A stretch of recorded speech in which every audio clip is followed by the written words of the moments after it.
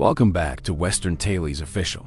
And before we ride into this incredible true-style legend, make sure you smash that subscribe button and ring the bell so you never miss a story from the untamed frontier. Jedediah Stone was a mountain of a man, standing nearly 7 feet tall with hands the size of dinner plates. Yet he spoke with a softness that could calm a spooked horse. He lived alone on a remote cattle spread, nestled high in the pine-covered Bitterroot peaks, where the only sounds were the wind and the lowing of his herd. The townsfolk down in Dry Creek saw him only twice a year when he came for supplies, and they whispered that he had once carried a full-grown steer on his shoulders just to save it from a ravine. Jed kept to himself because he'd learned long ago that his size made folks uneasy, but in truth, his heart was as wide and gentle as a summer pasture. One crisp autumn morning, a young woman arrived at his gate on a worn-out mule, clutching a carpet bag and looking as though she hadn't eaten a decent meal in weeks. Her name was Clara Mayfield, and she asked in a trembling voice if he needed a cook, offering to work for nothing but a roof and 3 squares a day. Jed saw the fear crouched behind her eyes and simply nodded, then showed her to the small cabin beside the main house where she could sleep safely.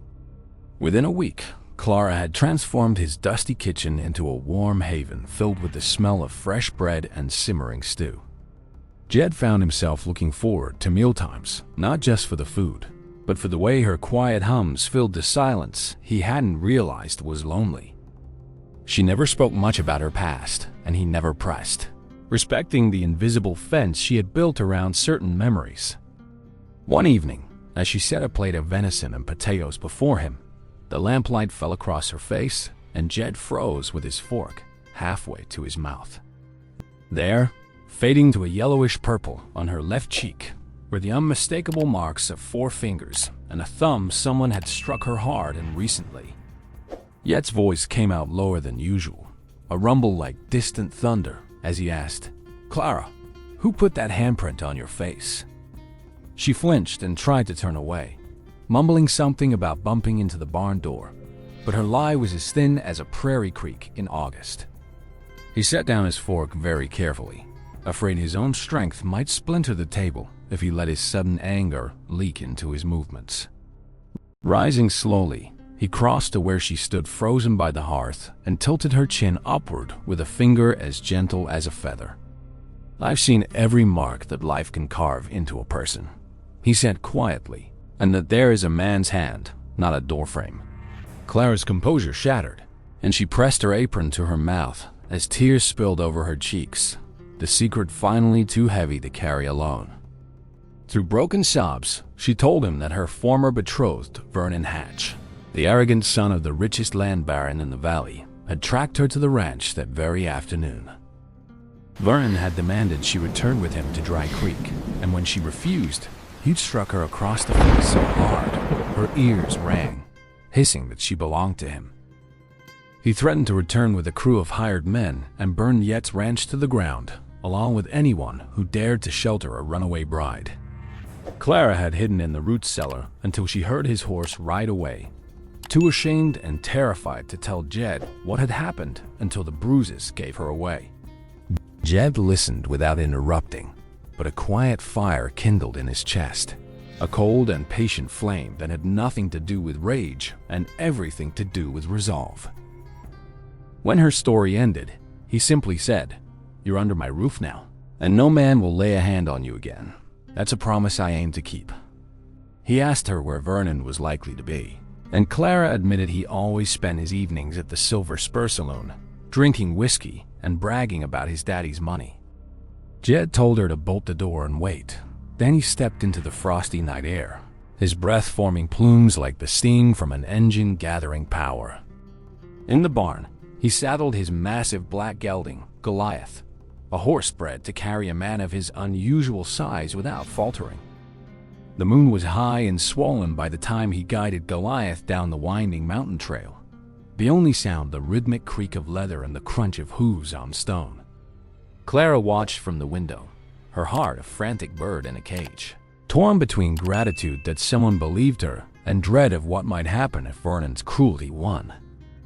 Down in Dry Creek, the Silver Spur was in full swing, with piano music, laughter, and the clink of glasses spilling out into the dusty street. When Jed rode in, his silhouette filling the entire saloon doorway, a sudden hush fell like a heavy curtain, and even the piano player's fingers went still. Folks who had known Jed only as a gentle, reclusive supplier of beef now saw a different creature altogether, a man whose very presence seemed to shrink the room.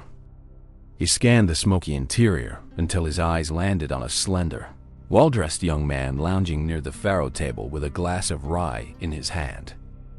Vernon Hatch was laughing at his own joke when he felt the weight of a shadow fall over him, a shadow that blotted out the oil lamps behind it.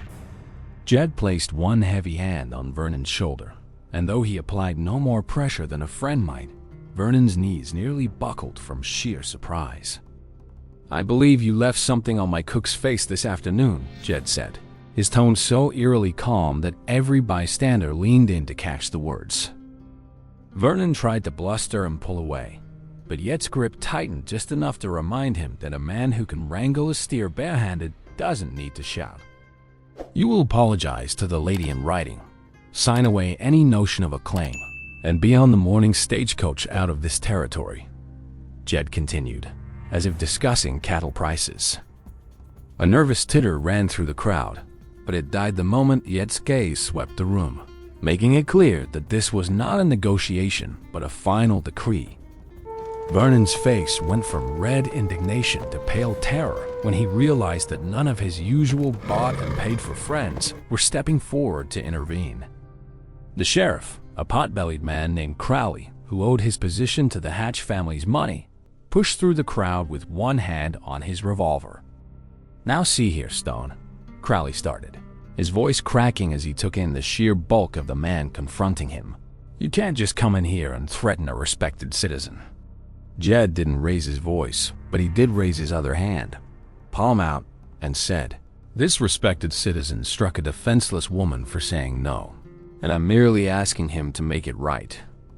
He then looked directly into the sheriff's eyes and added, "I suggest you let free men settle their own business unless you want to explain to the town why you protect a woman beater." Crowley's hand fell away from his pistol, and he stepped back into the silent crowd, his career flashing before his eyes alongside visions of being thrown through a window. Vernon, now utterly alone despite being surrounded by people, stammered that he would sign anything if Jed would just let go of his shoulder.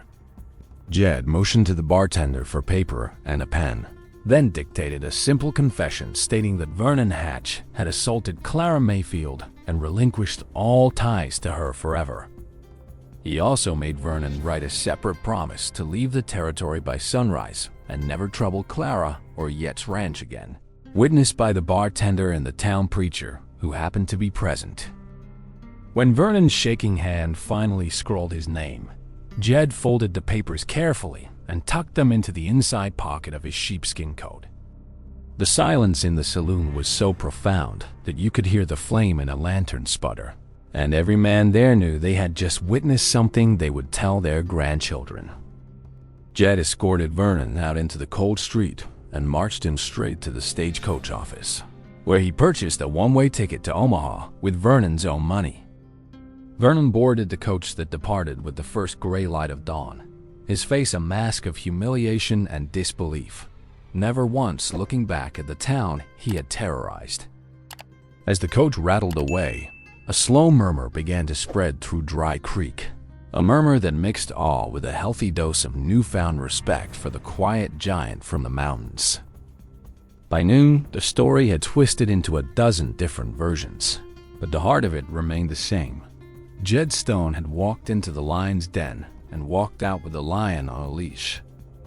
Jed didn't stay to bask in any glory. He simply mounted Goliath and began the long ride home, his thoughts already turning to the woman waiting in the cabin. Clara had spent the night in a vigil of pacing and prayer, starting at every creak of the old house until she finally heard the heavy hoofbeats approaching at sunrise. When Jed pushed open the door, his face was tired but peaceful, and he held out the signed papers as if they were a deed to a new life. Clara read the words, her lips moving silently, and then she looked up at him with eyes that held a universe of unspoken gratitude and something deeper beginning to bloom. She asked him, almost in a whisper, why a man who owed her nothing would risk so much for a stranger with a bruised face and a broken past. Jed rubbed the back of his neck, a gesture that made him look, for just a moment, like a bashful boy trapped in a giant's body, and said, "You're not a stranger, you're my cook." The simple declaration made Clara laugh through her tears, a sound bright as a meadowlark's song after a long storm, and she did something entirely unexpected. She stepped forward and wrapped her arms around his broad middle, pressing her good cheek against his chest, and for the first time in years, she felt truly safe.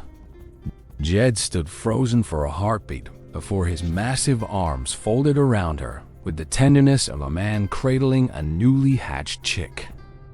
In the days that followed, a quiet rhythm settled over the ranch, but there was a new thread woven into the fabric of their shared silences. Clara began to speak more freely, telling him of her parents' small farm and the debts that had nearly trapped her into marrying a man she loathed. Jed, in turn, shared stories of his own youth, of being teased for his size until he learned that true strength meant protecting those who couldn't protect themselves. They worked side by side mending fences, feeding the stock, and cooking meals that tasted better than anything either of them had ever eaten alone. One evening, as they sat on the porch watching the mountains turn pink with alpenglow, Jed asked if she ever missed the valley or wanted to go back to town. Clara shook her head and replied that the high country had begun to feel more like home than any place she'd ever known, and the man beside her was a big part of that feeling. The town of Dry Creek, meanwhile, experienced a subtle but real shift, as other women quietly stepped forward to speak of Vernon's unwanted advances now that he was gone. The Hatch family's influence waned almost overnight, and even Sheriff Crowley found himself suddenly eager to enforce laws he had long ignored. A month later, a traveling circuit preacher rode up to Yett's ranch with a letter from the mayor, formally thanking him for helping clean up a stain on the community. Jed read the letter, grunted, and handed it to Clara, who smiled and pinned it to the kitchen wall beside a sprig of dried sage. As winter deepened and snow sealed the mountain passes, the ranch became an isolated island of warmth and candlelight, with only the two of them to tend it. On Christmas Eve, with a blizzard howling outside, Jed carved a small wooden bird from a piece of pine and left it on Clara's chair, wrapped in a red bandana. Clara found it the next morning and wept again, but this time the tears were pure joy, because it was the first gift she had received that was given without any expectation. She responded by baking him a molasses cake so large it barely fit in the oven, and they ate it together by the fire, laughing until their sides ached. It was during that long winter that Clara realized she no longer flinched at sudden movements or checked the locks 3 times before sleeping. She was healed. Jed, for his part, noticed that the hollow space in his chest had been quietly filled by the sound of her voice and the way she said his name. When spring thawed the trails, Jed rode into town with Clara seated behind him on Goliath, her hair loose and her face lifted to the sun without a trace of fear. The townsfolk came out to greet them, and more than a few tipped their hats with genuine admiration, recognizing that the giant and his cook had become something of a legend. They bought supplies and visited the general store, where the shopkeeper's wife pulled Clara aside and thanked her for being the reason her own daughter dared to refuse a bad match. On the ride back, Clara leaned against Jet's broad back and admitted that she had never imagined such a peaceful life could exist for someone like her. Jet turned slightly in the saddle and said, "Peace isn't something you find, Clara, it's something you build, and you brought the first solid timber." That summer, they planted a garden together behind the cabin, and the sight of Jed carefully transplanting tomato seedlings with his enormous fingers became Clara's favorite picture. The ranch prospered, and more cattle grazed the high meadows than ever before, because a contented man works better, and a protected woman loves deeper. One evening, with the scent of honeysuckle drifting through the open windows. Jed knelt down on the cabin porch and asked Clara if she would do him the honor of becoming his wife. Clara laughed and cried at the same time, nodding so vigorously that a hairpin flew loose. And she said yes, before he could even finish unfolding the simple gold ring he bought in town. The wedding took place under a blue October sky, with the preacher from Dry Creek officiating and half the town climbing the mountain to witness the union. A fiddle played, a feast was spread on plank tables, and even the horses seemed to whinny in celebration as the sun set behind the peaks. Jed danced with Clara right there in the yard, lifting her as easily as a child while she balanced her hands on his shoulders and beamed like a sunrise. Years later, when folks told the story of how Jedediah Stone shook the town, they always ended it the same way, with a quiet wedding and a mountain that had learned to smile. Clara would often say that the handprint on her face had been the cruelest gift she ever received, because it brought her to a place where cruelty simply wasn't allowed. Jed, whenever he heard her say that, would reach over and touch her cheek with the same gentleness he'd used that very first night in the kitchen. The ranch grew old with them, the pines stretching ever higher, and the legend of the giant who moved mountains with nothing but his presence became a treasured Western tale. So remember, partner, that true strength isn't measured by the weight you can lift, but by the burdens you lift from those who need a champion. If this story stirred something in your heart, then you're exactly the kind of soul we welcome here at Western Tales Official, and we'd be honored if you join our family. Please share your thoughts in the comments below. Give this video a hearty like, and subscribe so you never miss another frontier legend told the old-fashioned way. Until next time, keep your campfire bright, your heart open, and your eyes on the horizon, because out here every sunset carries a story worth telling.